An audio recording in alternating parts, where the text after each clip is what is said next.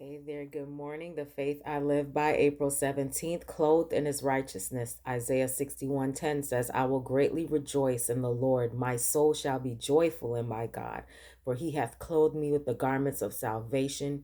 He hath covered me with the robe of righteousness, as a bridegroom decketh himself with ornaments, and as a bride adorneth herself with her jewels. Only the covering which Christ himself has provided can make us meet to appear in God's presence. This covering, the robe of his own righteousness, Christ will put upon every repenting, believing soul.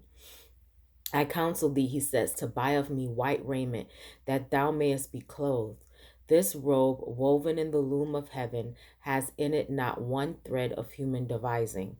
Christ in his humanity wrought out a perfect character, and this character he offers to impart to us. All our righteousness are as filthy rags, Isaiah 64:6.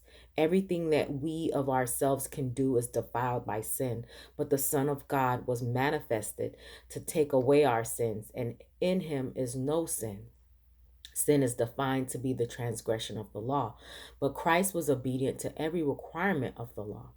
By his perfect obedience, he has made it possible for every human being to obey God's commandments. When we submit ourselves to Christ, the heart is united with his heart, and the will is merged in his will.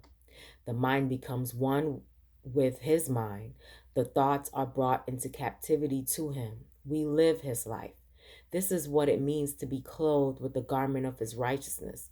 Then, as the Lord looks upon us, he sees not the fig leaf garment, not the nakedness and deformity of sin, but his own robe of righteousness, which is perfect obedience to the law of Jehovah.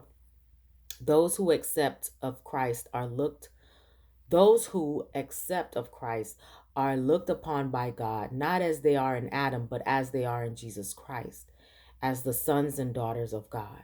We are not to be anxious about what Christ and God think of us, but about what God thinks of Christ, our substitute. Hope you have a great day today. Live in faith.